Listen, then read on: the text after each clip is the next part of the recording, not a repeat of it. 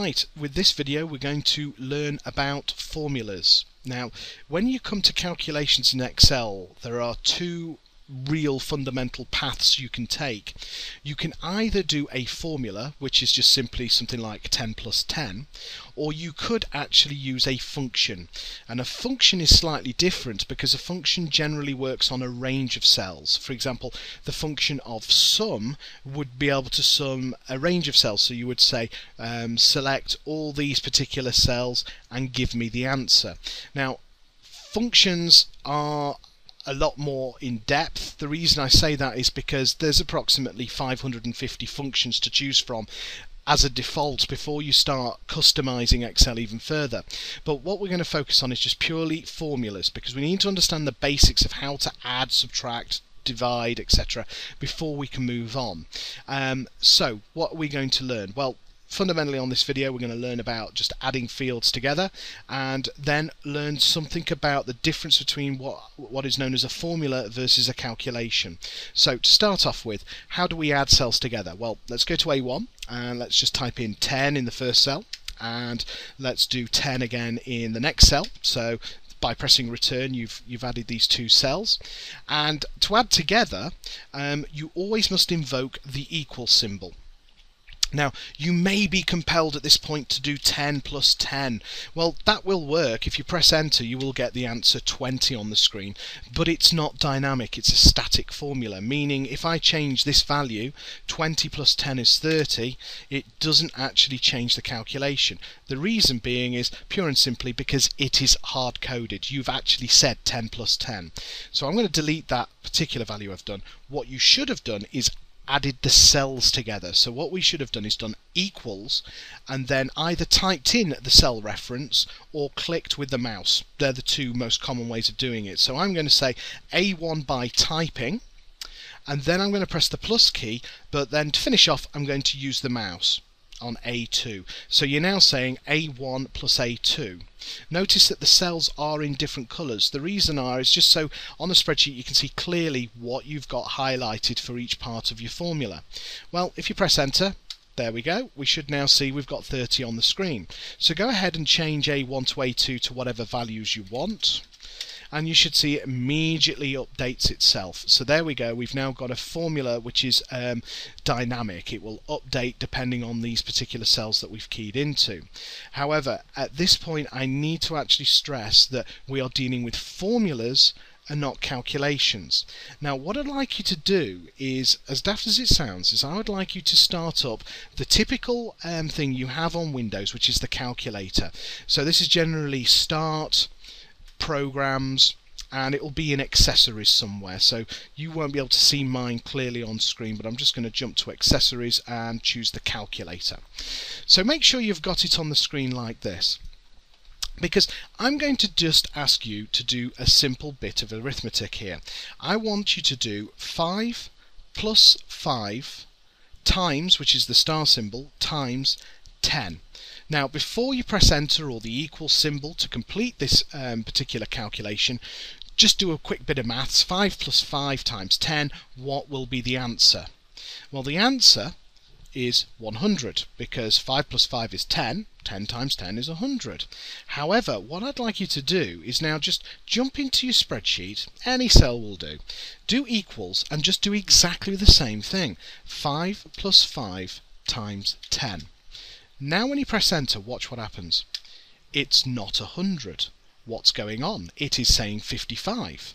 Well, this is because of a very, very important bit of scientific fact here. NASA engineers use this as a principle to work out space shuttles taking off and so on. It is not a calculation, it is a formula. If you ever wanted a clearer definition between the two, this is it. So I'd like to just point out, go back to the calculator. So you could now start me feeling very, very confused at this point, saying, well, hang on, which one's true? They're both true, but they're also, one of them's very wrong, and the one that's wrong is the calculator, because the way the calculator works is how we would work it out reading left to right. In actual fact, how the actual mathematics truly works is by an order of precedence. Now, just to prove that the calculator also works in this mode, just click on the C to clear everything down, and then go to the View menu and choose Scientific. Now what you'll find is suddenly you get all these extra buttons. Now I bet you've used one of those calculators at your desk where there's loads of buttons you've never ever pressed. And there's also different modes you can change your calculator into. The reason for that is because you're now dealing with formulas, not calculations. Now with it just as it is, I want you to do exactly the same calculation as you've done last time, which is 5 plus 5 times 10. And when you press enter, watch what happens this time. You'll see you get a completely different answer. The reason is you are now doing a formula, you are no longer doing a calculation. Now it's very important and fundamental you understand this principle, that when you're in Excel you're not doing calculations, you're doing formulas. So the next thing you're going to say is, well, what is it? How do I know the calculation's working properly?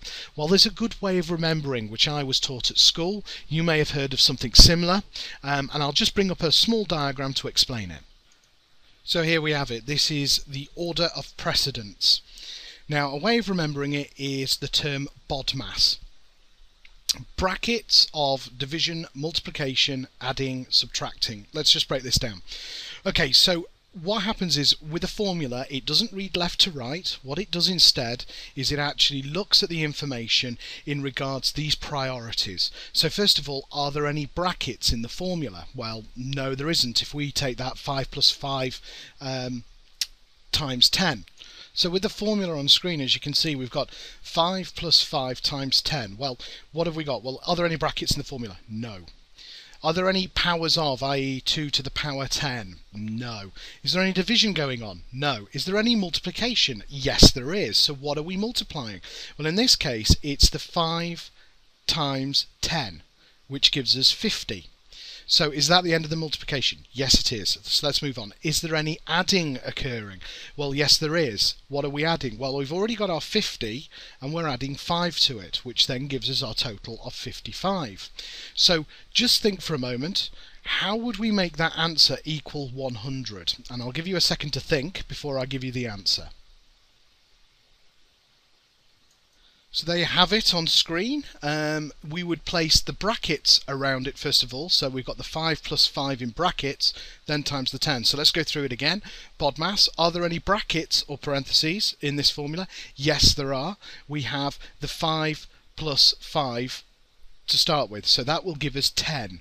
Are there any powers of? No, there is no 10 to the power 2 or anything like that. Is there any division? No. Multiplication? Yes, there is. So what are we multiplying? Well, we've got our 10 and we're multiplying it with our 10. And as a result, there's no subtraction, at which point we'll get the 100 value. Now, this is the way formulas work.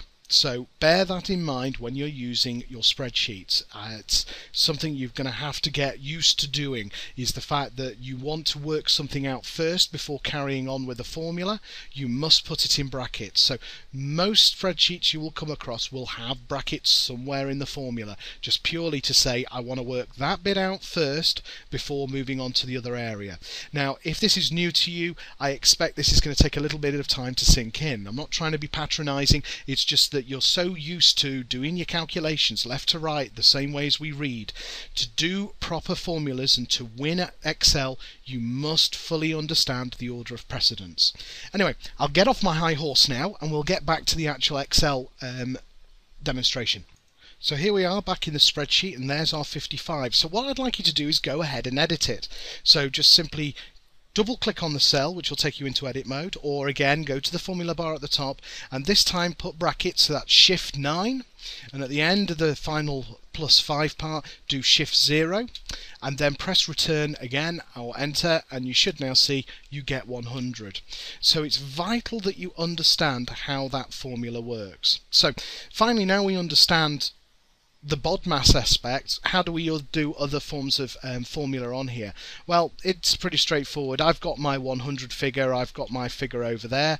If I wanted to subtract one from the other, no problem. We do equals, and then we just click on the first value, then minus, and then the next value. And when you press return, that's now a dynamic calculation. But now we've got it nested, so basically that follows by going to that as well as that value, and that's a formula in itself. So what you'll find is if I change any of these values at the top, let's say make that 10, what will happen is the total value becomes 1010. I'm taking 100 off it, and therefore it becomes 910. So it all interconnects together.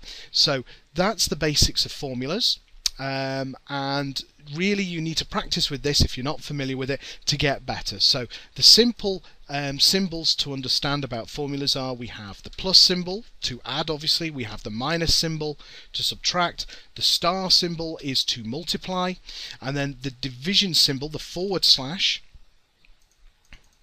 is our division. Now, some of you may have noticed in that BODMAS video we also discussed powers of. So how do we do 10 to the power 2 and so forth? Well, that's known as the carré or hi-hat symbol, which is Shift and 6 on your keyboard.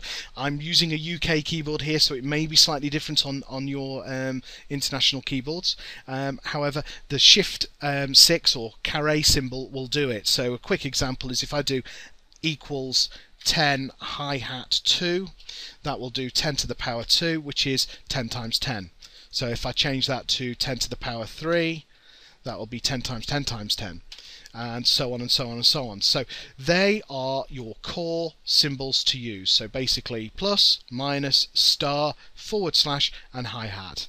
So I hope they found this video useful, and the next video we'll start talking about functions.